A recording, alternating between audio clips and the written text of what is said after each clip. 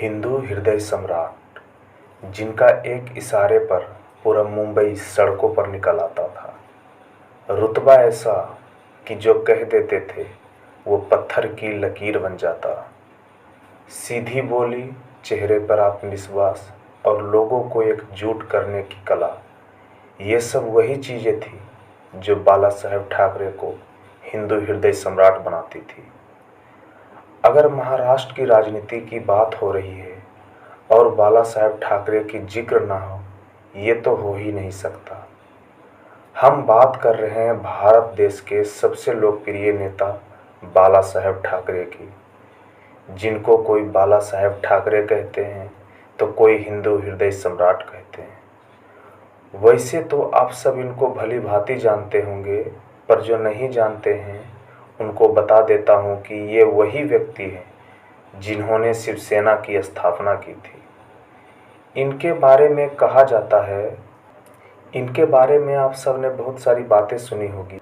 बाला साहेब ठाकरे की प्रारंभिक जीवन से शुरू करें तो बाला साहेब का जन्म 23 जनवरी 1926 को पुणे बम्बई प्रेसिडेंसी में हुआ था, जिसे महाराष्ट्र के नाम से आप सभी लोग जानते होंगे।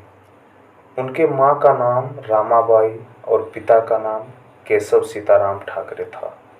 बाला साहेब ठाकरे के पिता केशव ठाकरे संयुक्त महाराष्ट्र मुंबई से जुड़े हुए थे।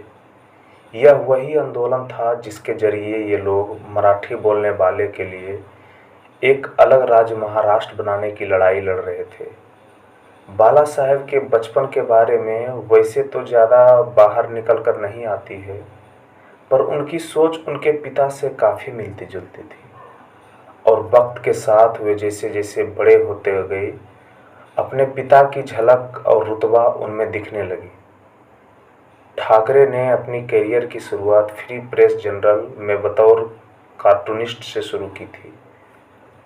उसके अलावा कार्टून और the times of India newspaper में भी हर संडे को प्रकाशित होने लगी। 1960 में उन्होंने खुद का साप्ताहिक कार्टून प्रकाशित किया जिसका नाम मार्मिक था और महाराष्ट्र में गैर मराठी की बढ़ती तादाद का विरोध किया।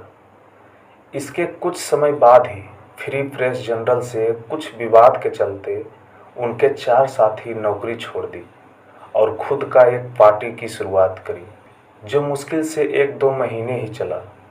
वहीं दूसरी ओर मार्मिक काफ़ी सफल हो रहा था और उसी सफलता को देखते हुए उन्होंने सोचा कि क्यों न एक ऐसा संगठन बनाया जाए जो मराठी के लिए लड़ेगा, और वो इसी सोच के साथ बाला साहेब ठाकरे ने शिवसेना की स्थापना कर दी।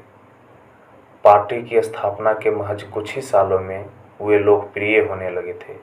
शुरुआत में जहां बाल ठाकरे द्वारा पार्टी महज कुछ चंद इलाकों में सक्रिय होती थी, जैसे जैसे पार्टी मजबूत होती गई वैसे वैसे बाल ठाकरे का कद राजनीतिक गलियारों में बढ़ने लगा। बाल ठाकरे उन व्यक्तियों में से एक थे जो दूसरे के यहाँ मिलने नहीं जाते थे। जिसको भी मिलना होता था वो खुद उनसे आकर मिलता। 1995 आते आते शिवसेना ने बीजेपी के साथ गठबंधन बना लिया और महाराष्ट्र में सरकार बना लिया। ये गठबंधन 1999 तक पावर में रहा, जिससे बाला साहब का कद और ऊंचा हो गया। 1999 में धर्म के नाम पर वोट मांगते दिखे, जिसके बाद उनके 6 साल तक वोट मांगने पर प्रतिबंध लगा दिया गया। इस प्रतिबंध के बाद उन्होंने 2007 में वोट दिया और फिर अगले कई सालों तक मराठों के दिलों में राज करते रहे, पर 17 नवंबर 2012 को दिलों पर राज करने वाले दुनिया को अलविदा कर दिए। उनके मृत्यु के कारण हार्ट अटैक था।